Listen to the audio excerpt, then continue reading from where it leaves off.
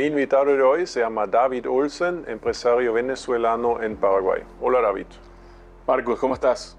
David, un venezolano en Paraguay, son pocos venezolanos que vienen a Paraguay. Nosotros austríacos también somos una comunidad pequeña, lo mismo me imagino los venezolanos. Sí. ¿Qué trae un venezolano a Paraguay?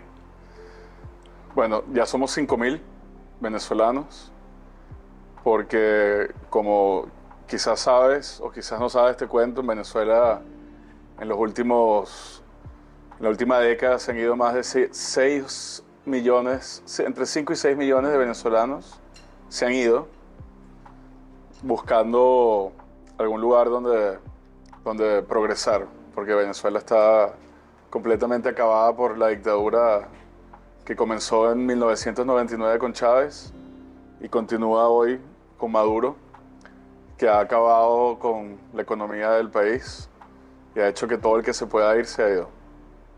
¿Tú llegaste en qué año a Paraguay? En el 2009, finales del 2009. Sí. ¿Y qué te trajo en tu situación particular? ¿Qué te hizo venir? Sí. Bueno, primero yo no estaba en Venezuela. Yo me fui en el 2000, a los 18 años me fui de Venezuela a Estados Unidos. ¿Has estudiado? A estudiar, estudié ahí y trabajé ahí. Estaba trabajando en Deutsche Bank, el banco alemán en Nueva York. ¿Qué estudiaste allá? Estudié finanzas. Sí, Estudié finanzas. sí. Y en el verano, en las vacaciones, iba a hacer pasantías en Nueva York. Yo estudié en Florida, en la Universidad de Florida en Gainesville, que está cerca de Orlando. Ujú. Y hice pasantías los veranos y cuando terminé la universidad, el banco alemán me invitó a volver con un full-time job offer para el programa de Sales and Trading, se llamaba del banco. Ujú.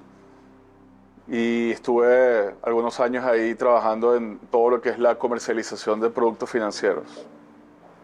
Y eso, de ahí, ¿por qué no te quedaste nomás? ¿Suena como un buen trabajo? ¿Suena el lugar correcto para un venezolano? Sí, era un trabajo soñado, algo que todo el mundo que está en finanzas sueña. La oficina del banco quedaba en Wall Street, en la calle Wall Street. Sí. Era el último banco de inversión que tenía la oficina en esa icónica calle. Entonces todos los días que llegaba me bajaba en el tren y caminaba enfrente de la bolsa de Nueva York hasta llegar a la oficina. ¿Y te agarró la crisis bancaria del 2008? Estuvimos en el 2008, yo era muy junior, Sí. la crisis afectó por supuesto a toda la industria, pero afectó sobre todo a los más seniors, Sí. que el banco tuvo que hacer una limpieza, pero lo que éramos más baratos Ajá. nos quedamos. Sí. Entonces tengo un amigo de la infancia, que es Carlitos Gil, Sí. y él iba mucho a Nueva York, y él tenía muchos lazos en Paraguay. Entonces, para hacer la historia corta, me convenció a venir a Paraguay a mirar un proyecto que ellos querían invertir acá en el agro, Ajá. y estaban buscando a alguien que entienda la relación entre los granos y los instrumentos financieros que se utilizan para cubrir el riesgo de precio de los inventarios. Ujú. Entonces, bueno, esa es la razón por la cual vine. Vine por 2 semanas a mirar. ¿A qué zona en Paraguay? Llegué a Ciudad del Este. Ajá. Nunca me imaginé que me iba a quedar y me quedé 3 años ahí.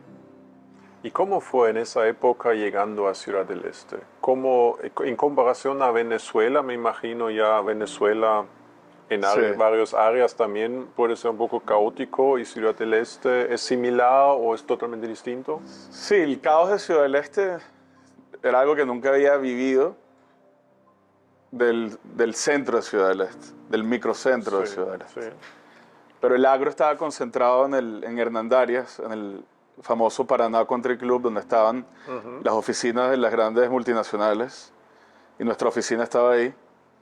Y eso es un pequeño oasis dentro dentro del este, y es muy lindo y muy ordenado, y la pasé muy bien ahí los años que estuve ahí.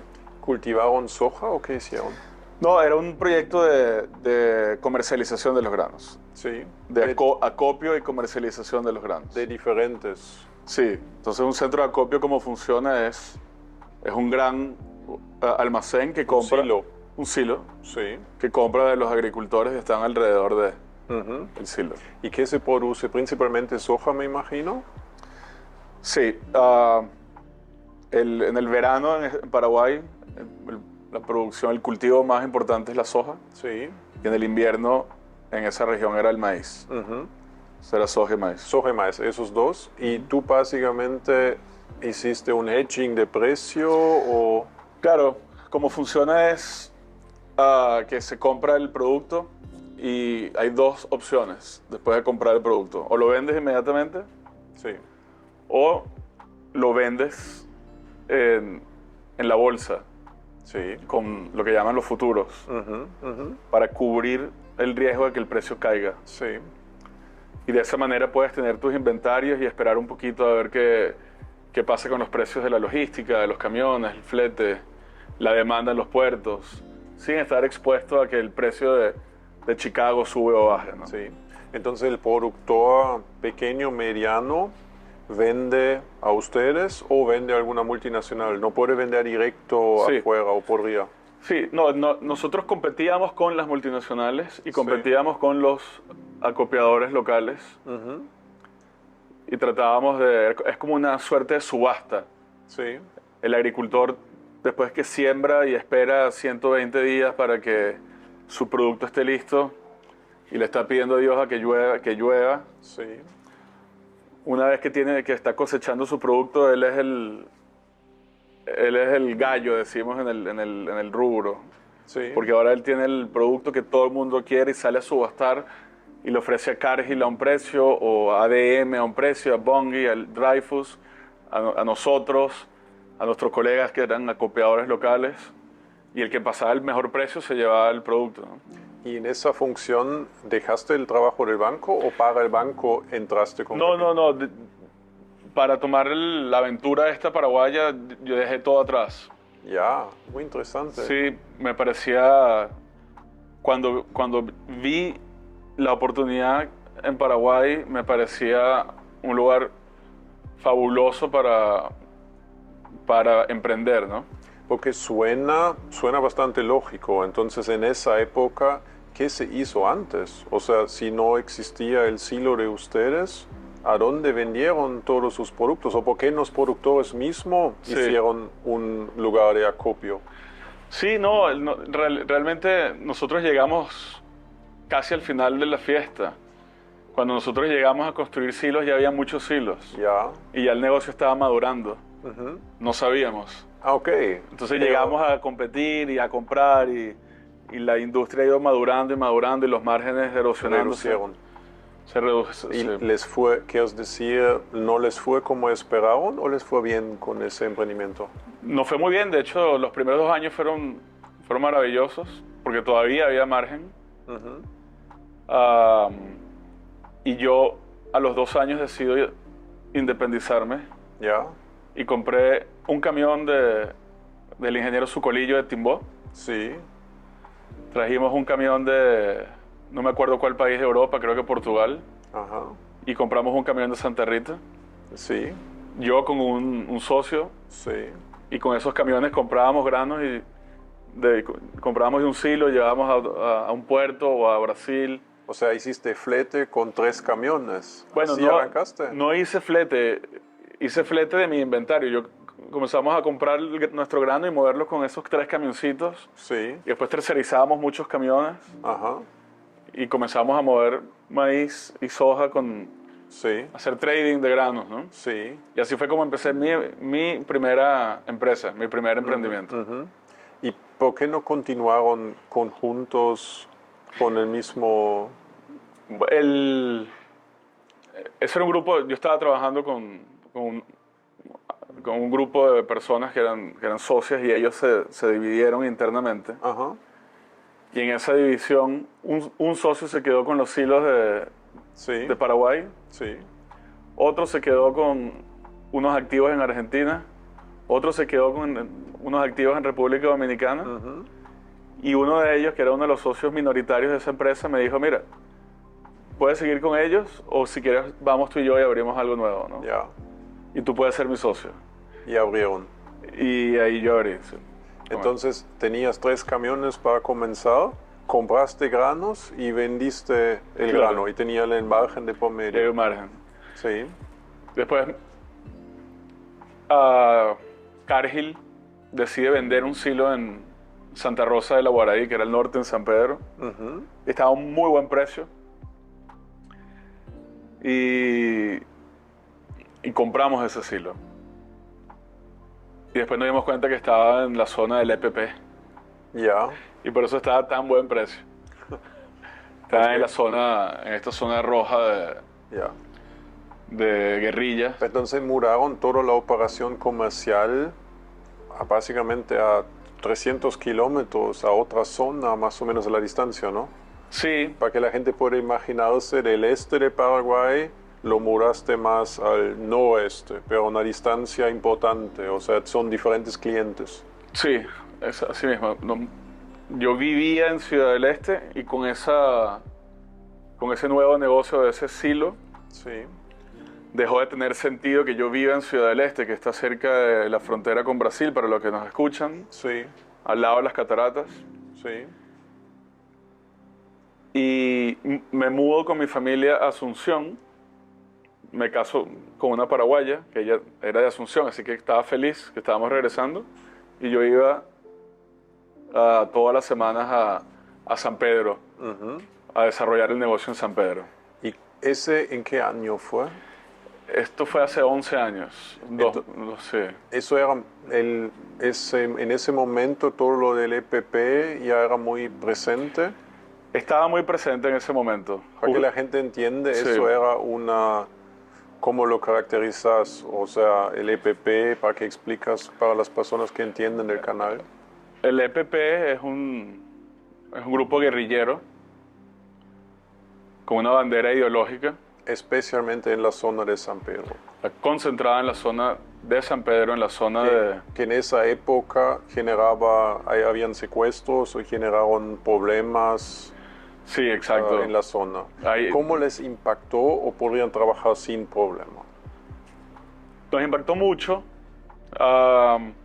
Por el primero o segundo año estando ahí, uno de nuestros clientes fue secuestrado. Jacob Fair, que en paz descanse, después murió durante el secuestro. Sí.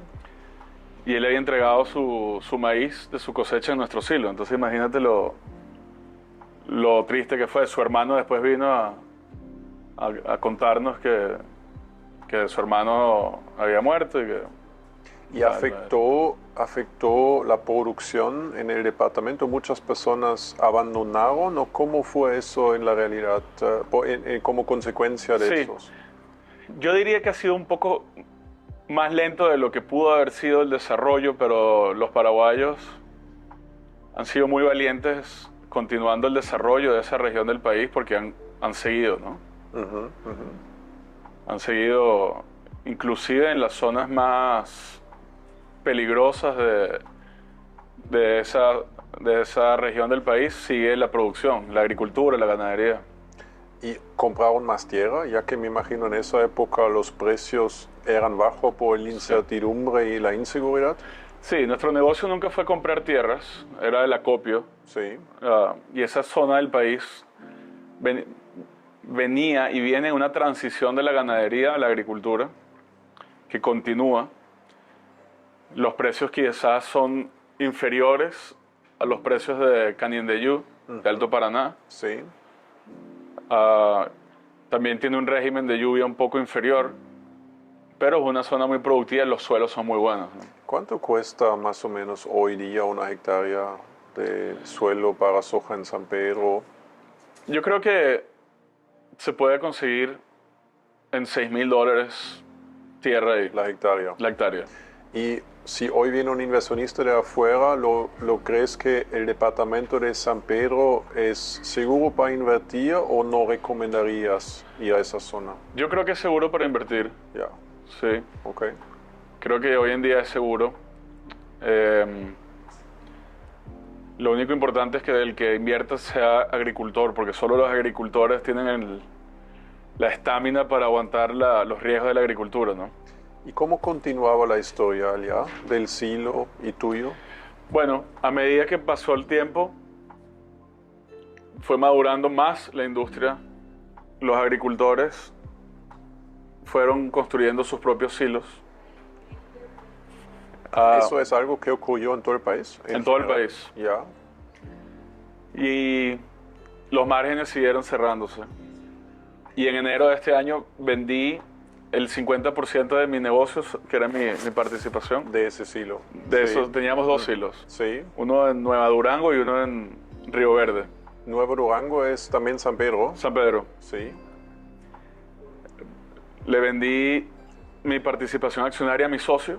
Ujú.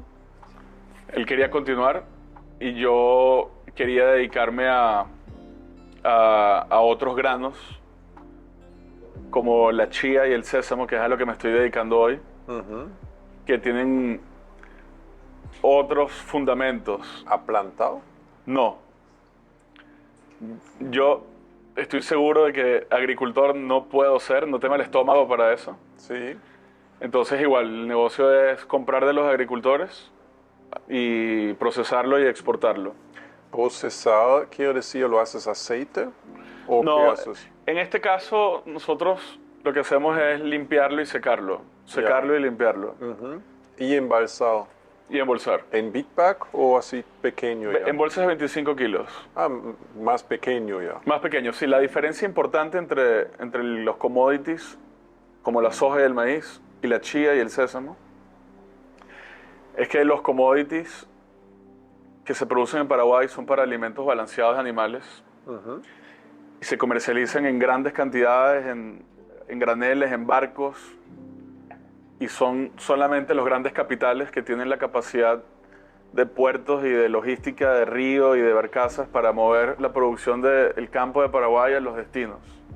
O sea, las empresas pequeñas como nosotros, lo que hacíamos era comprar de los agricultores y terminábamos vendiéndole la producción a ellas, por no tener la capacidad de consolidar grandes volúmenes y bajar el río con barcazas y todo eso. Y exportas todo. La chía es diferente.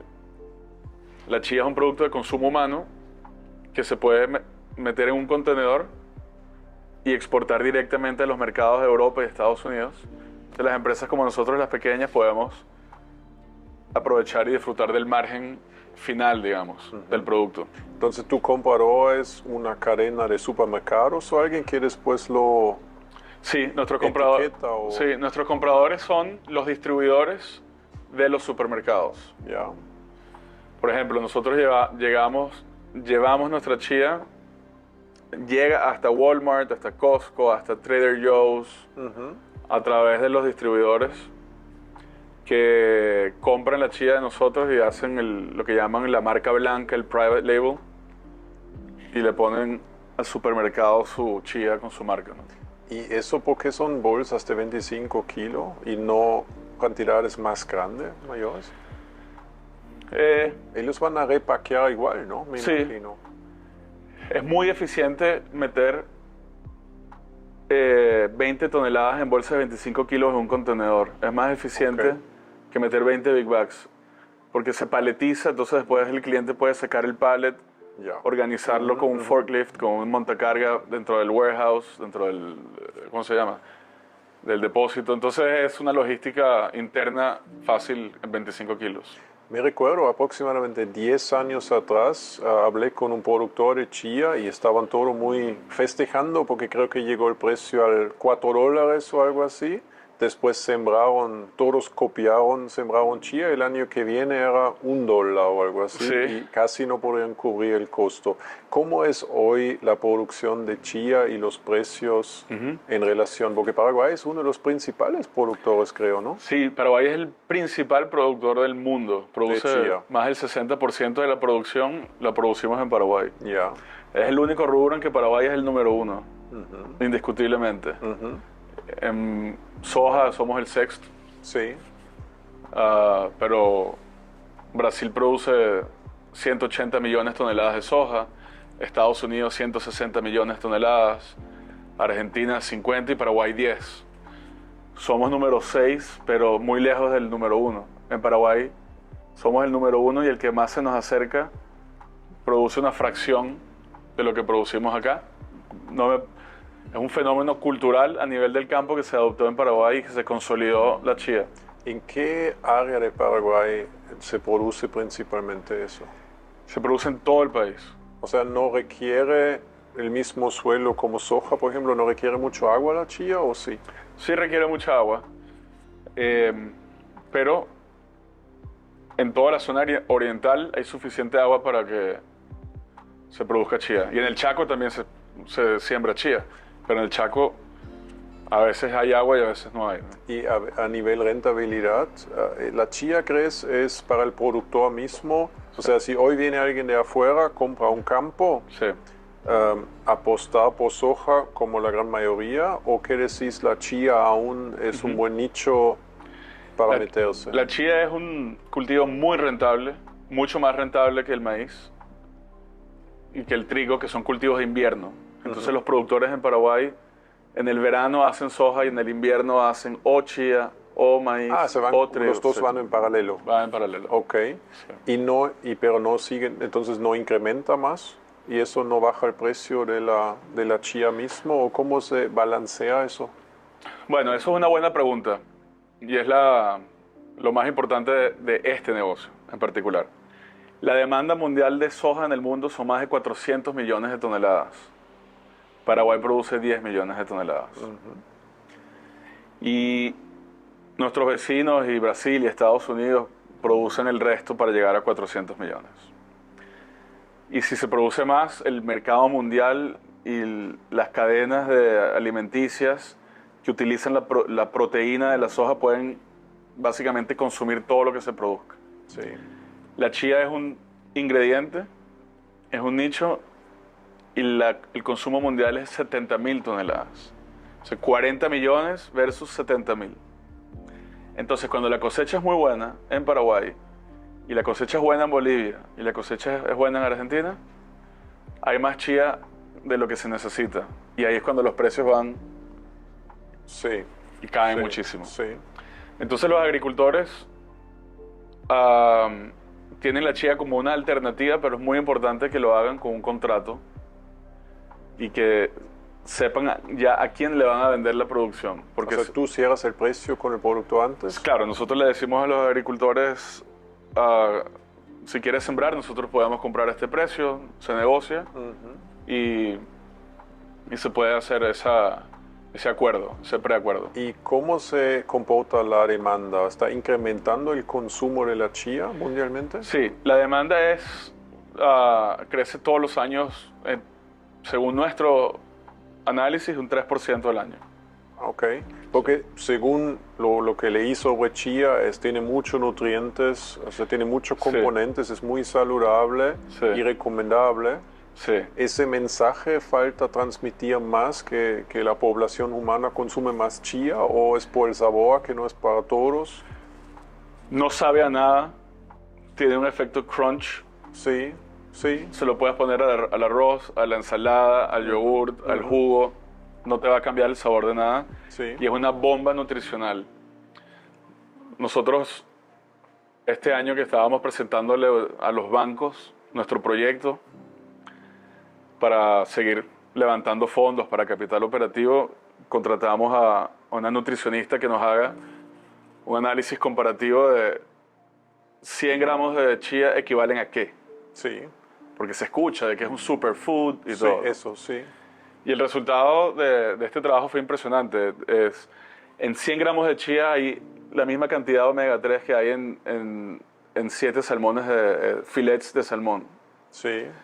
3 latas de yogur, 3 vasos de yogur, tantos de queso. O sea, es una bomba nutricional.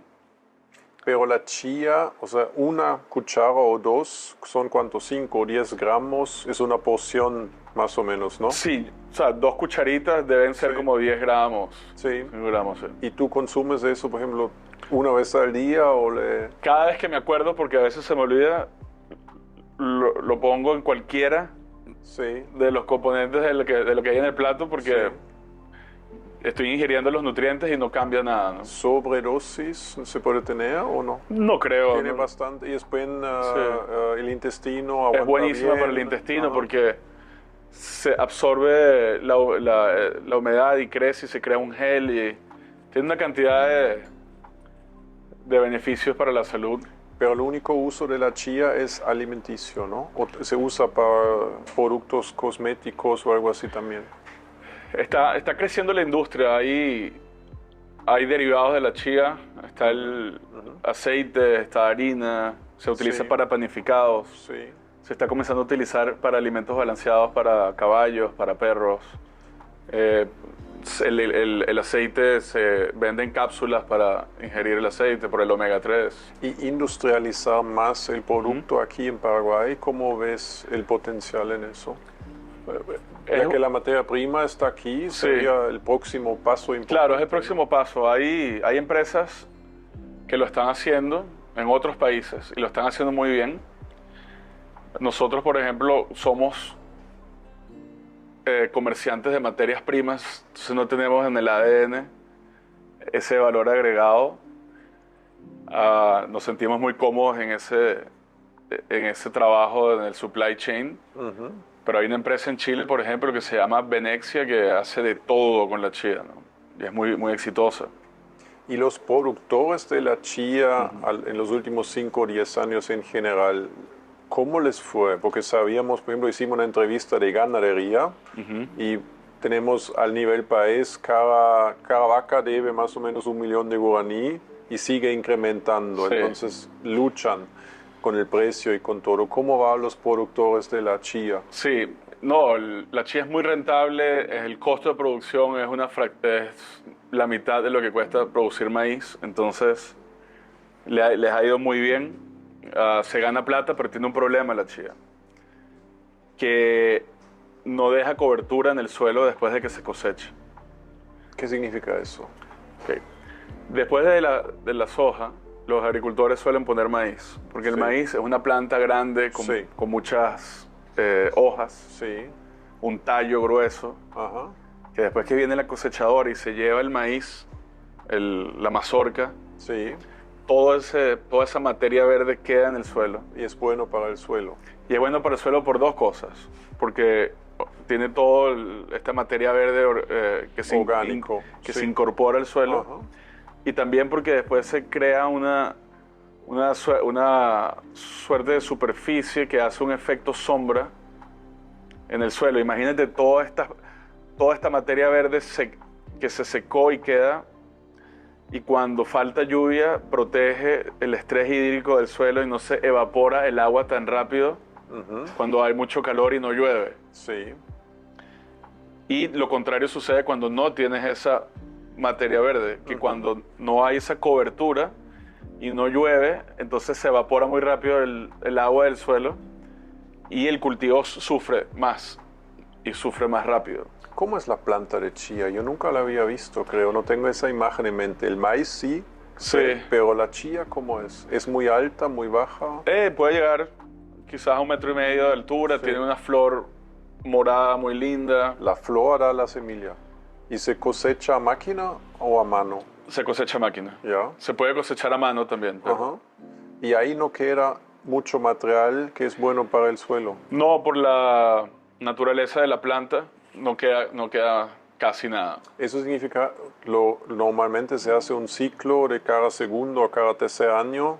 Se Claro. planta chía y no todos los años. Claro, hay que rotarlo dentro de la estancia, dentro de la finca, hay que rotarlo, hay que hacer una estrategia de rotación para que el suelo no quede descubierto. Y la plantación misma compite entonces con algodón o con otras diferentes opciones que tiene Sí. el productor. Compite con el maíz, compite con el trigo Sí.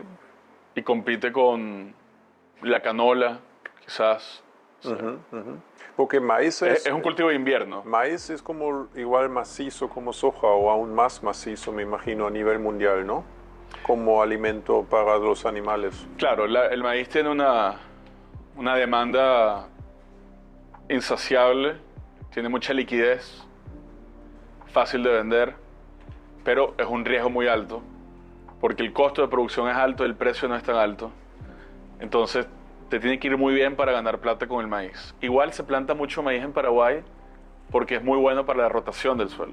¿Y cómo funciona eso? Si yo soy productor, ¿es como tiro la moneda a cuál elijo o confío en algún prognosis que después nunca es como antes prognosticado? Sí. ¿No? ¿Cómo se toman esas decisiones generalmente?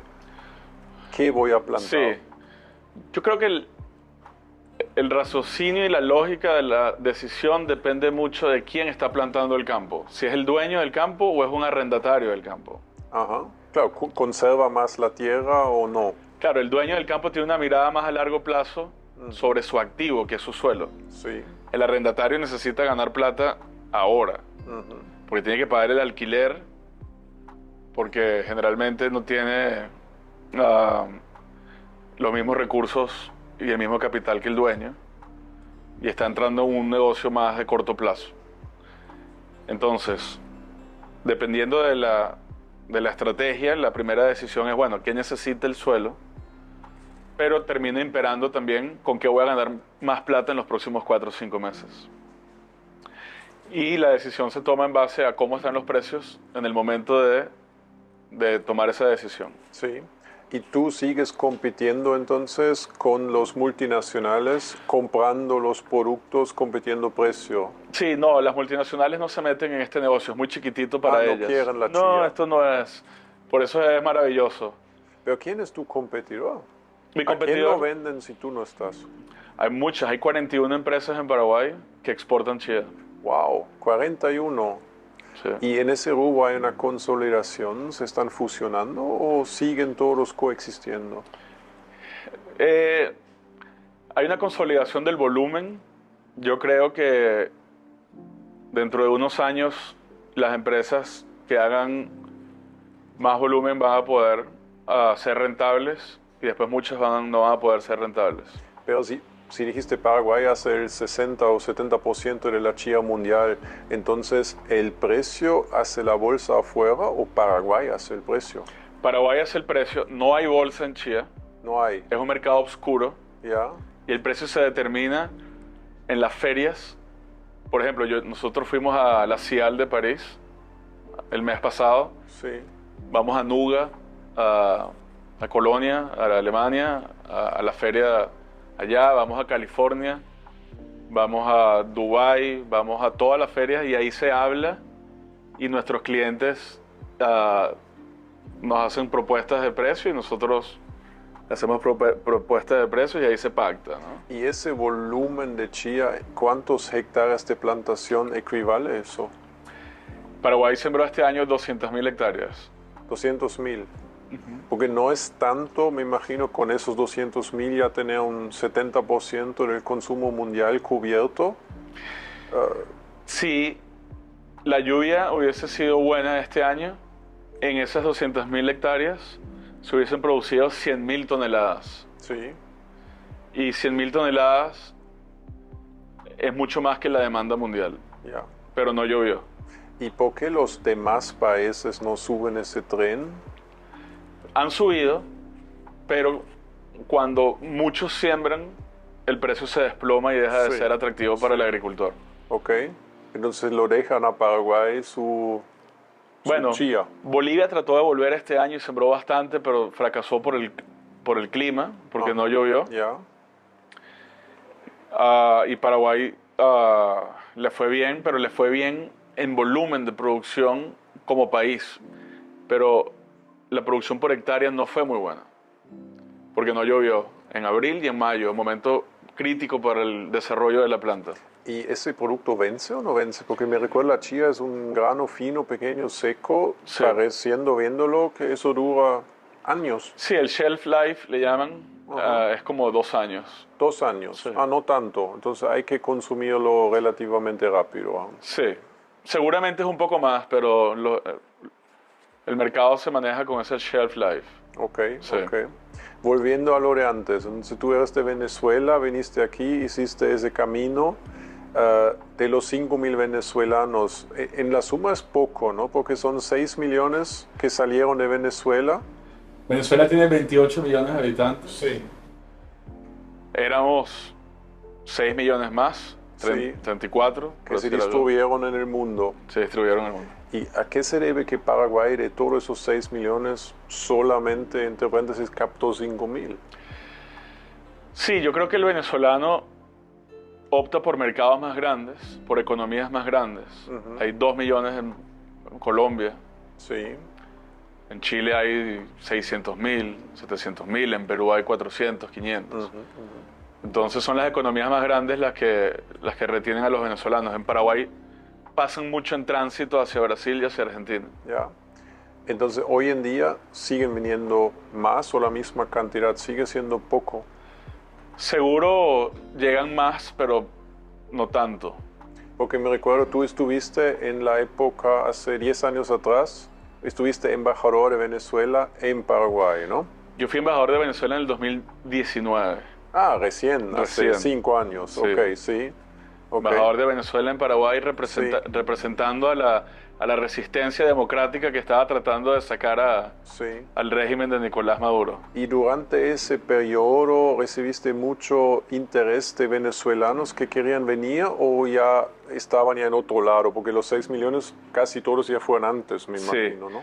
No, esos fueron los años más difíciles, Sí. porque se profundizó la crisis económica y política en el país, y creo que la mayoría de esos 5.000 habrán llegado en ese periodo de los últimos 5 años. ¿Y los venezolanos que vienen aquí, la mayoría son en el rubro agro también o vienen No. diferentes?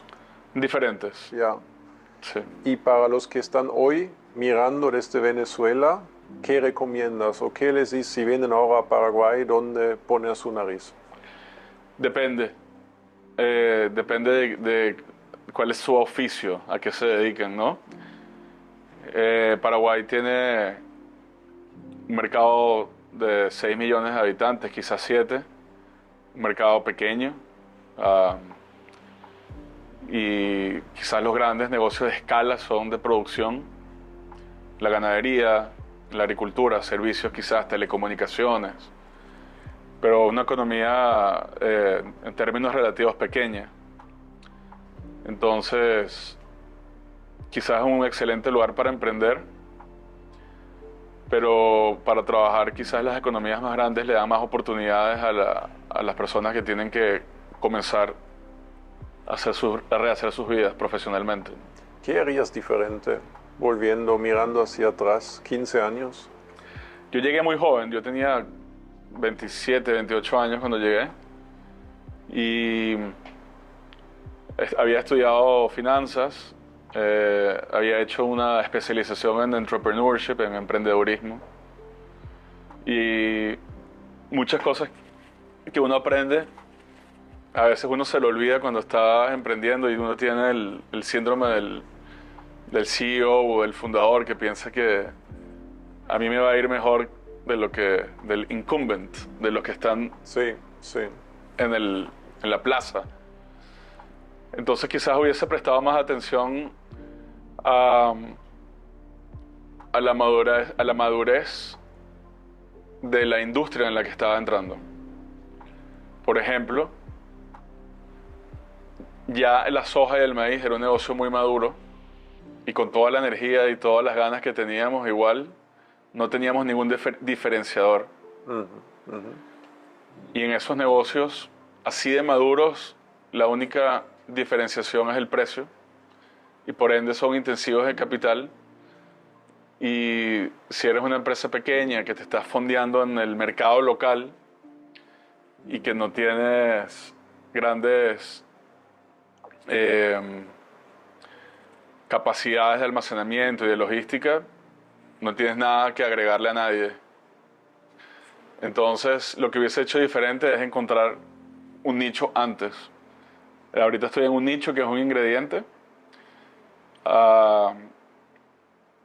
y tiene la ventaja comparativa, si analizamos el país, que al ser el principal productor, nosotros le decimos al mundo cuánto vale la chía. ¿Eso fue coincidencia o cómo llegaste al nicho chía? Digamos que no es coincidencia. Era era gracias a la soja y el maíz, porque estando yo en Río Verde, un amigo mío argentino vino a Paraguay a comprar chía y nos encontramos allá en un restaurante en Santa Rosa de la Guaraí a cenar, el famoso Hotel Cristal, que tiene su churrasquería, y él me dice, estudiamos juntos en Nueva York, el posgrado, ¿no? Y él me pregunta, ¿qué haces tú aquí? Yo le digo, yo estoy haciendo soja, ¿y vos qué haces? Estoy buscando chía. Y yo le dije, bueno, yo escucho de la chía, yo te puedo comprar un poco y te la mando, y así fue como comenzó, ¿no? Entonces, como dice un amigo mío, Miguel Cerrati, la suerte del campeón, que el que está entrenando todos los días ahí, está en la cancha, de repente le aparecen las oportunidades, ¿no? Esa es la suerte, nada, estar ahí preparados para cuando se presentó la oportunidad de resolverle un problema a un extranjero que necesitaba un producto de un lugar donde yo estaba todos los días. Entonces fue fácil hacer eso, ¿no? Entonces ustedes básicamente convencieron los productores de producir más chía. No, no hay que convencerlos. Paraguay es el mayor productor. ¿Ya era en esa época? Ya era, sí. Ah, ya, ok. Entonces no era convencerlos, más bien era convencerle a mi amigo que me compre más, que yo podía conseguirle más. Y en general, o sea, venezolano comparando con Paraguay, ¿cómo Sí. son las principales diferencias o qué ocurre si un venezolano viene, qué le choca, qué cuesta adaptar, Sí. cómo es diferente la cultura? Bueno, hay un dicho en Venezuela que el venezolano se va a dormir y se está produciendo petróleo. Ya, Y ese problema, que es el causante de nuestra desgracia, que además creó el gran foco de corrupción cuando se nacionaliza el petróleo en Venezuela, que se crea PDVSA y se nacionaliza, ha hecho que el venezolano esté acostumbrado históricamente a recibir en 3 días lo que recibe Paraguay por Itaipú en un año. ya. Entonces lo que estoy tratando de contar con esta anécdota o esta comparación es que el paraguayo tiene que salir a producir soja, tiene que salir a hacer ganadería, engordar un animal, Tiene que luchar y trabajar. tiene que trabajar y tiene que producir, y tiene que crear en el día a día sus oportunidades. En Venezuela, teniendo la misma cantidad de hectáreas que tiene Paraguay, por la desgracia política, somos un país que casi no producimos nada, y ahora estamos presos con un régimen que se apoderó del petróleo y se apoderó de todos los sistemas productivos. Entonces, a responder a tu pregunta, la diferencia más grande creo que la forma de entender cómo producir en Paraguay es distinta a lo que nos pasó en Venezuela, siempre en términos generales, ¿no? Porque en Venezuela hay grandes agricultores también, Sí, sí, sí, sí. hay grandes zonas productivas también, pero estoy hablando del destino de un país. Sí, El destino de Venezuela es el que es por la maldición del petróleo y por la maldición de la nacionalización del petróleo, que hizo que se creen los grandes focos de corrupción. Y culturalmente las personas, el asunceno es muy similar al venezolano. Yo me siento muy a gusto acá. Yo viví en Londres, viví en Miami, viví en Arizona, viví en Nueva York, y nunca me sentí en casa como me sentí cuando llegué a Asunción. O sea, culturalmente somos muy parecidos. pero hay obstáculos por diferencias políticos, por ejemplo. Para el venezolano, si viene acá a invertir, puede sin No. problema abrir su cuenta bancaria, su empresa, no tiene ningún prejuicio. Ninguno. Yo siempre he dicho, cuando me preguntan de Paraguay, que en Paraguay el éxito o el fracaso de todos los emprendimientos que yo he conocido dependen netamente de la gestión del empresario. No hay una intervención del Estado y de fuerzas negras y manos negras que intervengan en el éxito de los emprendimientos que yo, en mi experiencia, he tenido. Entonces es un lugar muy saludable, libre convertibilidad, dólar guaraní, puedes tener los dólares en el banco, los guaraníes, no hay control de capitales y todos los permisos que nosotros hemos necesitado para operar los distintos emprendimientos han sido gestiones burocráticas que se han cumplido y lo hemos tenido. Entonces para mí es como un paraíso para trabajar, ¿no? ¿En qué otros proyectos nuevos estás trabajando actualmente? Sí, tenemos una recolectora de aceite usados de cocina y convertimos el aceite usado de las freidoras de los restaurantes y de los hoteles en biodiesel. Sí. Y hoy en día somos el número 1 o número 2 mayor recolector de esto en Paraguay. Eso como me imagino, el restaurante o el hotel te lo vende o te lo regala como basura su aceite viejo. Sí, hay un mercado, hay que competir y comprarlo. Hay que comprarlo, sí. Pero me imagino son cantidades pequeñas, ¿no? Porque si vas a un restaurante no va un par de litros. Sí, siempre es. Un restaurante promedio produce 200 litros de aceite al mes. Ya, ok. Entonces le ponemos unos envases y los retiramos frecuentemente. Cada vez que lo llenan, lo pasamos y lo retiramos, ¿no? Ok, entonces todos los restaurantes básicamente retiras eso semanalmente, tienes una red de... Tenemos camiones en todo el país buscando y retirando. Ya, y con eso al año, ¿qué volumen de litros acumulas? Sí, eso es un negocio chico. Nosotros estamos en 80.000 litros hoy en día, al mes. Ya. Al mes, que son, no sé, 1 millón de litros al año. ¿Y eso directamente se convierte en biodiesel o se agrega algo? ¿O tiene un procesamiento? Tiene un proceso. Nosotros no hacemos ese proceso. Nosotros simplemente filtramos y decantamos esto para sacar los sólidos y el agua. Sí. Y el aceite lo exportamos o se lo vendemos a las empresas que hacen el biodiesel y lo refinan. Y tiene incentivos fiscales en Europa y en Estados Unidos para que las empresas promuevan la economía circular y la reutilización de estos aceites, y por eso hay un mercado para esto. ¿Y cuánto pagas por un litro de eso? Para así la gente que tiene un restaurante o algún lugar, Sí. ¿dónde se comunican? Sí. ¿Y cuánto van a recibir por litro de cada...? Sí, el precio promedio hoy en día está como en 2.000 guaraníes por kilo. Sí, 1 kilo es 1 litro, ¿no? Básicamente. Parece muy casi, Sí, ¿no? Sí.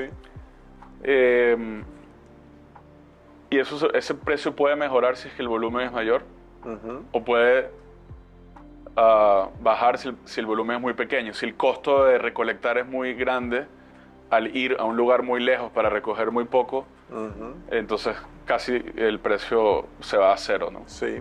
Y si yo tengo un restaurante como extranjero en algún lugar y quiero ese servicio, porque me imagino muchos no saben, yo no sabía de la existencia, ¿dónde me comunico para anotar eso? Sí, la empresa se llama Green Star Paraguay. Sí. Puede entrar ¿Tiene página web?